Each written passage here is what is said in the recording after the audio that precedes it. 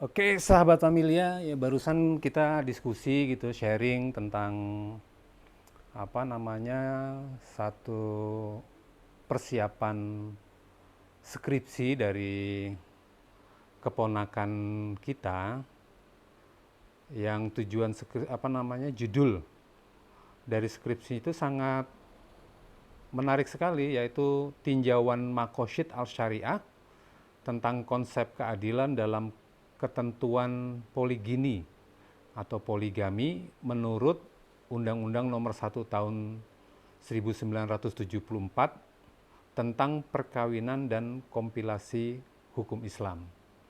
Ya, jadi skripsi ini akan diajukan sebagai salah satu syarat ya, untuk memperoleh gelar sarjana hukum pada jurusan perbandingan mazhab dan hukum Fakultas Syariah dan hukum di UIN Sunan Gunung Jati Bandung.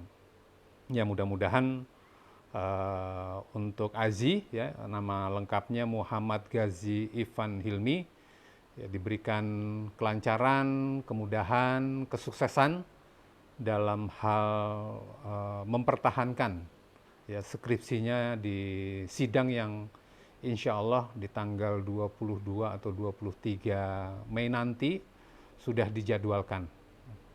Mohon doanya sahabat Familia ya. Tapi mungkin yang menjadi catatan penting barangkali dalam hal paparan skripsi kita dengan banyak sekali buku panduan, karena kalau buku panduan penulisan tugas akhir, setiap institusi itu mempunyai kerangka yang berbeda-beda. Oh ya, bab 1, 2, 3, 4, ada yang bahkan sampai 5. Tetapi di UIN seperti yang sudah Aji buat itu hanya sampai 4 saja. Yang pertama itu pendahuluan, yang kedua itu adalah kerangka teori, yang ketiga langsung kepada tinjauan atau analisis dari penelitian, yang keempat langsung resum atau penutup gitu. Nah, metodologi penelitian itu dibahas di dalam bab 1 ya.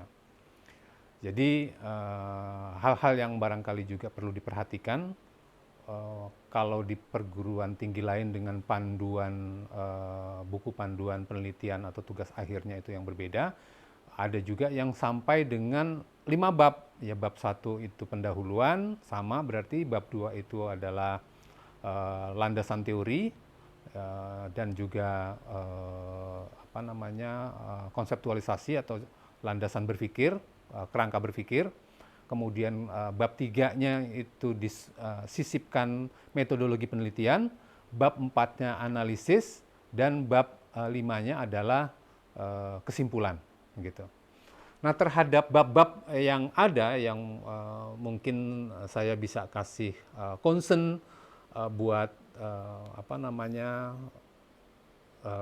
rekan-rekan mahasiswa, ya sahabat Familia. Yang pertama, di dalam pendahuluan pasti kita bicara tentang apa. Ya, apa sih yang akan kita sampaikan? Nah, itu mungkin ada di dalam pendahuluan, latar belakang, dan seterusnya gitu. Yang kedua, bicara tentang landasan teori, itu bicara tentang hal yang seharusnya. Hal-hal yang sifatnya ideal, hal-hal yang sifatnya dasolen begitu, itu harus disampaikan.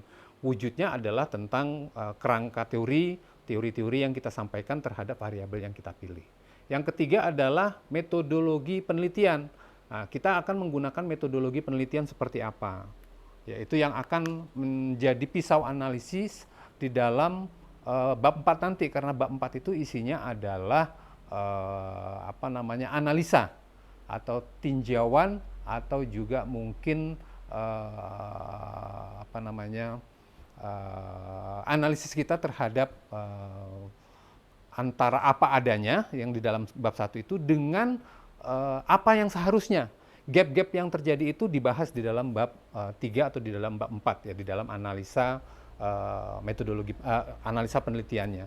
Baru bab 5. Bab 5 itu kita bicara tentang summary, menyimpulkan relevansi, signifikansi, rekomendasi, itu kita bisa tuangkan di dalam bab 5. Demikian sahabat Familia yang mungkin akan bisa menjadi tips, menjadi trik di dalam penulisan tugas akhir di strata jenjang pendidikan S1 ya.